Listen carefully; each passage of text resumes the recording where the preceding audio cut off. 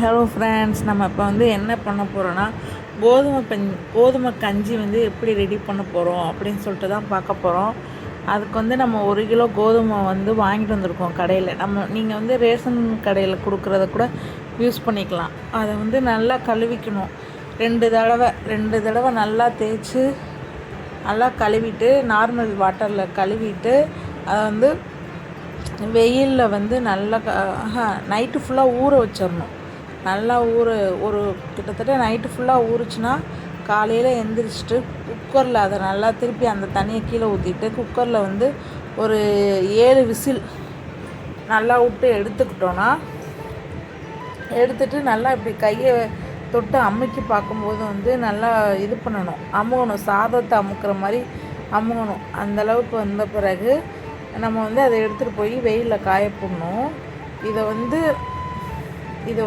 நம்ம சர்க்கரை நோய் இந்த மாதிரி இருக்கவங்க யூஸ் பண்ணிக்கலாம். கஞ்சி மாதிரி செஞ்சு சாப்பிட்லாம். அது இல்லாமல் நம்ம குழந்தைங்க 1 வயசுக்கு மேலே உள்ள குழந்தைங்க எல்லாத்துக்குமே கொடுக்கலாம். நம்ம அடிக்கடி சாதத்தை எடுத்துக்கிறதுக்கு இந்த மாதிரி கஞ்சி செஞ்சு வீட்டிலையே செஞ்சு நம்ம சாப்பிட்லாம். இதை நம்ம ஸ்டோர் பண்ணி வச்சுக்கிட்டோம்னா இது 6 மந்த்துக்கு நல்லாவே இருக்கும்.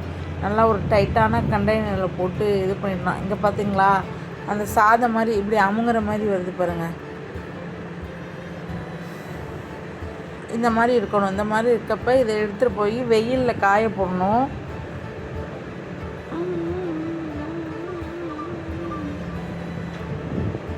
வெயிலில் போய் நல்லா காய போடணும். நல்லா இது பண்ணிடணும், விரசி விடணும். அப்போ தான் ஒன்றோட ஒன்று ஒட்டாமல் நல்லா காயும்.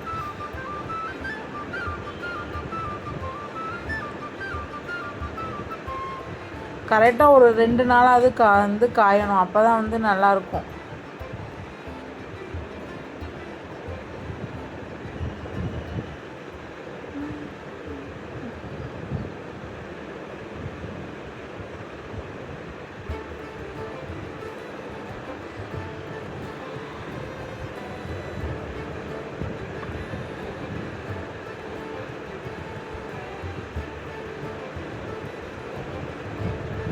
இங்கே பாருங்கள் எப்படி மாறிடுச்சுன்னு சொல்லிட்டு. இப்போயே நல்லா தான் காஞ்சிருச்சு. திருப்பி இன்னொரு நாள் இதை எடுத்துகிட்டு போய் வச்சுட்டு திருப்பி மறுநாள் ஒரு தாட்டி காய போடணும். இங்கே பாருங்கள், இந்த மாதிரி தான் இருக்கும்.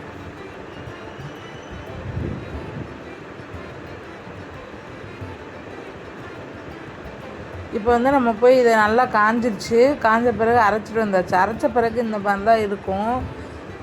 இதை நம்ம நார்மலாக அடுப்பில் வச்சுன்னு கிண்டலாம்.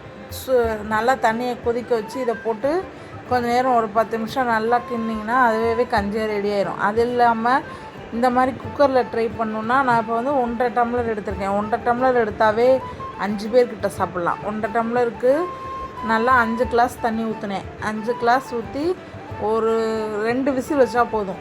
ஒரு 2 விசில் வச்சு 2 விசில் 1 விசிலே போதும். இது குக்கர் சரியில்லைனால நான் 2 விசில் வச்சேன். நீங்கள் 1 விசில் வச்சுக்கோங்க. 1 விசில் வச்சுட்டு உப்பு கொஞ்சம் அதிலே போட்டுடணும். உப்பு கொஞ்சம் போட்டுட்டு நல்லா வேக வச்சிடணும். அதுக்கப்புறம் எடுத்திங்கன்னா கொஞ்சம் கட்டியாக இருக்க மாதிரி இருக்கும். அதுக்கு நம்ம நார்மல் தண்ணி வாட்டரே ஊற்றி கொதிக்க வைக்கிறதா வச்சுக்கலாம். நான் ஆனால் கொதிக்க வைக்கலை. எடுத்து அந்த சூடோடையே தண்ணி ஊற்றி வச்சிட்டேன். நல்லா கொஞ்சம் தண்ணியாக வந்துருச்சு. அதையே சாப்பிட்டோம். செம்ம சூப்பராக இருந்துச்சு. சைடிஷ் நம்ம இதை என்ன வேணால் யூஸ் பண்ணிக்கலாம். நம்ம நார்மல் கஞ்சி மாதிரியே தான் இருக்கும். எந்த ஒரு டிஃப்ரெண்ட்டுமே இருக்காது. நம்ம நார்மலாக அரிசி கஞ்சி குடிக்கிறதுக்கு இந்த மாதிரி கோதுமையில் கஞ்சி குடிக்க இதாக இருக்கும். கண்டிப்பாக சுகர் இருக்கவங்களுக்கு ரொம்ப யூஸ்ஃபுல்லாக இருக்கும். இந்த மாதிரி நீங்கள் செஞ்சு வச்சுக்கிட்டிங்கன்னா பார்க்கும் போதே பாருங்களேன் எவ்வளோ சூப்பராக இருக்குன்னு.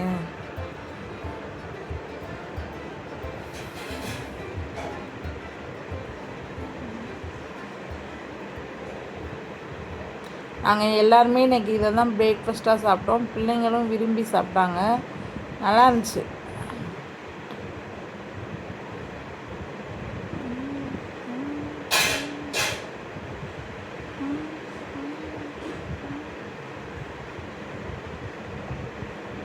தண்ணி நம்ம வேணுங்கிறதுக்கு கொஞ்சம் கெட்டியாக சாப்பிடுவோம் அப்படின்னு சொன்னால் கெட்டியாக வச்சுக்கலாம். இல்லைன்னா எனக்கு ரொம்ப கொஞ்சம் நான் தண்ணியாக தான் சாப்பிடுவேன் அப்படின்னு சொன்னால் நம்ம தனியாக யூஸ் பண்ணிக்கலாம்.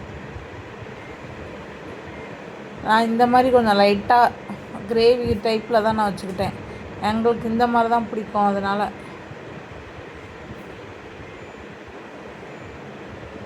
அப்படின்னு சொல்லிட்டு சாப்பிட்டோம். அதுக்கு துவையல் தான் நாங்கள் இது பண்ணிக்கிட்டோம், சைடிஷ் யூஸ் பண்ணிக்கிட்டோம்.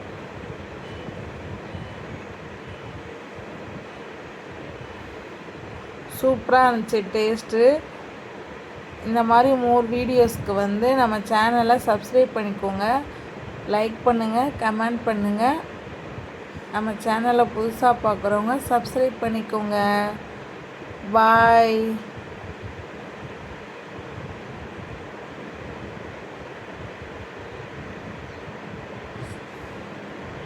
Thank you for watching.